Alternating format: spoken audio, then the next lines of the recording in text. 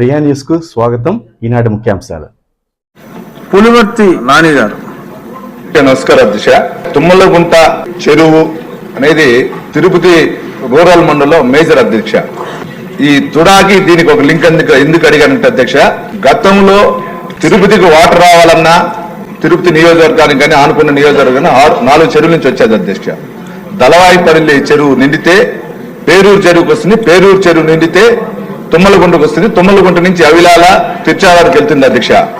అటువంటి చెరువుని సుందరీకరణ పేరుతో గతంలో ఉన్నటువంటి ఎమ్మెల్యే అతని సొంత డబ్బులాగా తుడా నిధులు మళ్లించడం జరిగింది అధ్యక్ష.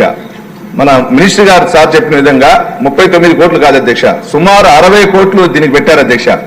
ఈ 60 కోట్లు పెట్టిన దానికి డెవలప్మెంట్ మేము ఎక్కడ అడ్డు మాట్లాడలేదు అధ్యక్ష.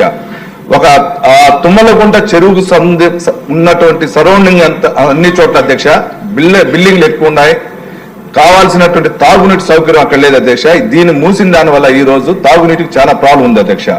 దానికి ఆయకట్టు సుమారు అధ్యక్ష, ఈ తుమ్మలగుంట చెరువుకి ఆయకట్టు సుమారు 118 ఎకరాలు వస్తుంది అధ్యక్ష. అదేవిధంగా దానికి ట్యాంక్ వచ్చి చెరువు వచ్చి 143 ఎకరాలు వస్తుంది అధ్యక్ష. ఈ రోజు దీన్ని క్లోజ్ చేసిన దానివల్ల అక్కడున్నటువంటి రైతులందరూ కూడా ఇబ్బంది పడుతున్నారు అధ్యక్ష. ఈ ఎన్జిటి రూల్స్ ప్రకారం, సుప్రీంకోర్టు గైడ్ లైన్స్ ప్రకారం ఎక్కడ కానీ చెరువులు మూయకూడదు అధ్యక్ష.